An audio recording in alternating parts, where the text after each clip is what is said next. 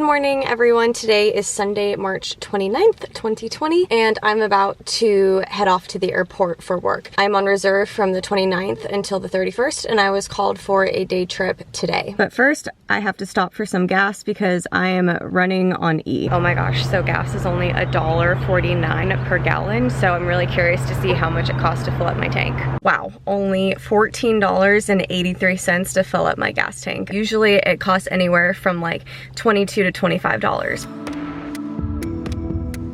So temporarily, to reduce the amount of people that we have to be around, the DFW airport is allowing flight attendants to park their cars in the normal covered parking lots instead of in the employee lot. And this is so we don't have to ride the employee bus into work and be around more people than necessary. And also, just so everyone knows, the terminals in DFW that are allowing flight attendants to park in the covered parking for free are terminals A, B, and D.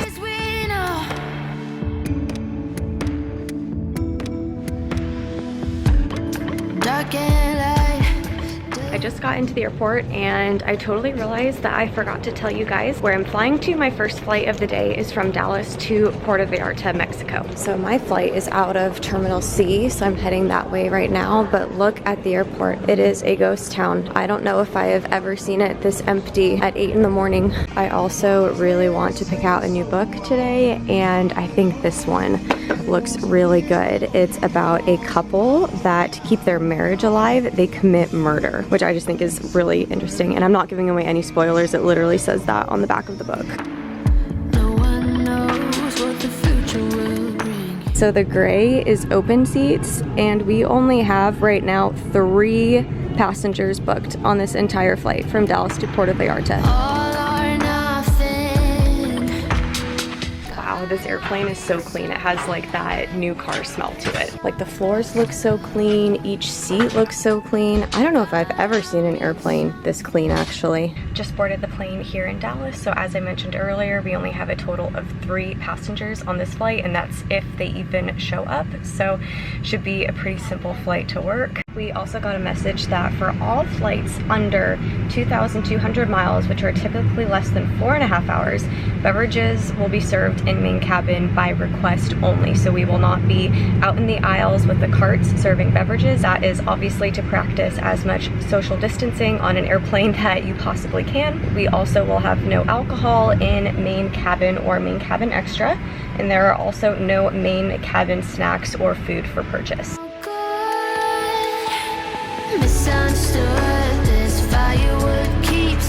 So I just landed back in DFW. Our flight from Puerto Vallarta only had 17 passengers total on it. Please do not block the doors. Allow people to exit. Walking on fire, trying not to bend my feet. I'm tired of fighting.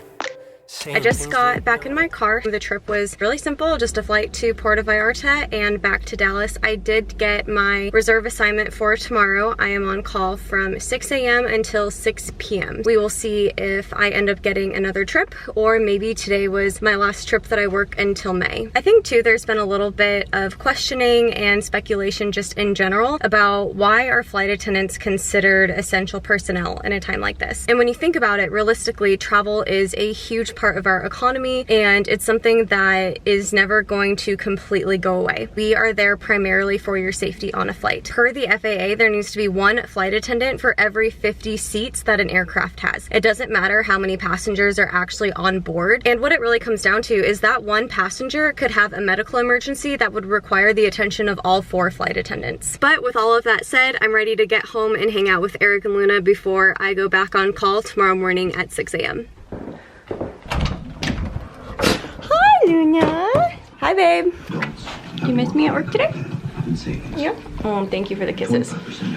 Good morning, everyone. It is Monday, March 30th. I am on call today from 6 a.m. until 6 p.m. When I woke up at 6 to check my schedule, I was number 26 on the call out list. So that means 25 people would have to get called for trips before I could get called. And now it is 9:45 a.m. and I just checked where I am on the list and I'm number 6. I'm just gonna go about my day, and if they call me, they call me. If not, then they don't. I am having like the worst allergic reaction on my eyes. I don't know what it is, but yesterday I woke up and both my eyes were pretty swollen and itchy, like super itchy. So super weird. Crew scheduling and a flight service manager just called me about a trip that was put onto my schedule. They called me at 10:25 a.m. and asked if I could be to the airport at 11:25 a.m. and I said no, because in our contract we have 2 hours to be to the airport. The manager was calling to basically tell me what was going on, and then crew scheduling called me right after and asked if I could be there. Said no, blah blah blah. So they pulled me off of that trip and put me back on my call schedule. I don't really know what's going on, but I told them that they can call me back at any time today, obviously before 6 p.m. if they need me to come in and work any other flights. I did end up getting called for a trip. It is a 2-day trip, and this will be the last trip that I work until May. I'm just gonna say bye to Eric. Bye. I love you. Bye, Luna. I love you. Another completely empty terminal here at the DFW airport. No, I don't like it when you're packing your bag and turning. I just boarded my flight. I am deadheading from Dallas to Austin, and I will lay over there tonight. Got these voices. Now I got these voices in my head. I just got to my hotel room here in Austin, Texas. This is a very nice room. We have a couch over here, a large bed right in front of the TV, and a lot of desk space. And I love that this hotel has a microwave of my own, so I don't have to go downstairs and use the microwave there. And this is my view. There's the pool right there, and it looks pretty nice. So today was a very easy day. We just deadheaded from Dallas to Austin, and what a deadhead is, if you don't know, it's when as flight crew we fly as passengers. We're still considered working crew, so like we could still end up working the flight. However, it's mostly to reposition us as crew. So basically the company has us in one place, but they need us in another. So today they had to get me and my crew from Dallas to Austin, and then we will lay over here. And then tomorrow we are working one flight from Austin to Los Angeles, and then we are deadheading from Los Angeles to Dallas so we can get back home to our base. Also, as flight crew and to do our own part in social distancing, we have been advised to stay in our hotel rooms over layovers. So that is what I plan on doing. I won't be leaving my hotel room. I'll just hang out here until we leave for the airport again tomorrow morning.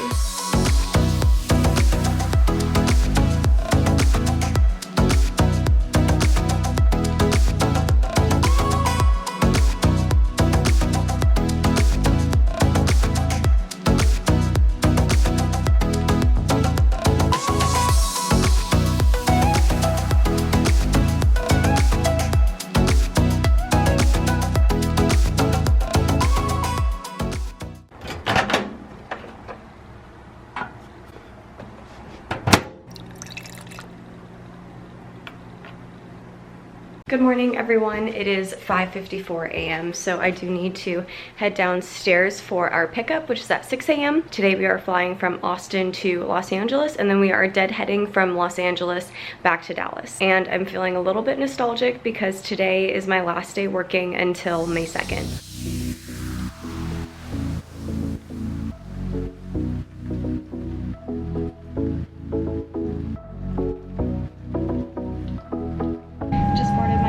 Here in Austin, Texas, we only have about 15 passengers, so even though we aren't doing a full beverage service, I'm still going to set up my galley, just crack my ice and brew some coffee in case anyone does want anything to drink during the flight.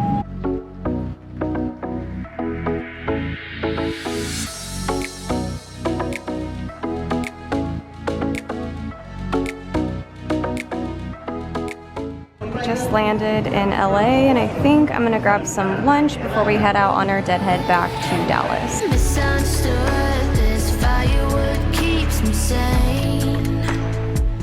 Just boarded my deadhead flight here in LA back to Dallas, and I ended up getting a chicken burrito from that Mexican place, so hopefully it's good.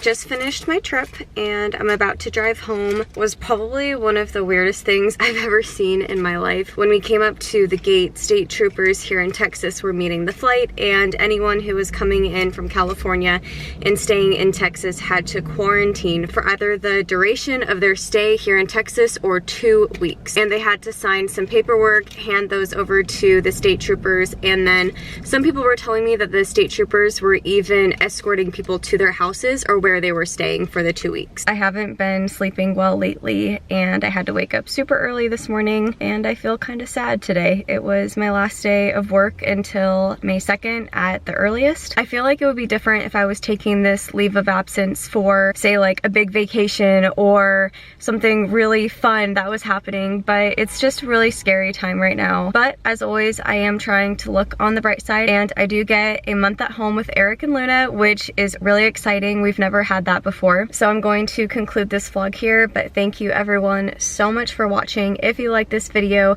please give me a thumbs up and don't forget to subscribe to my channel. I'll see you next time. Bye.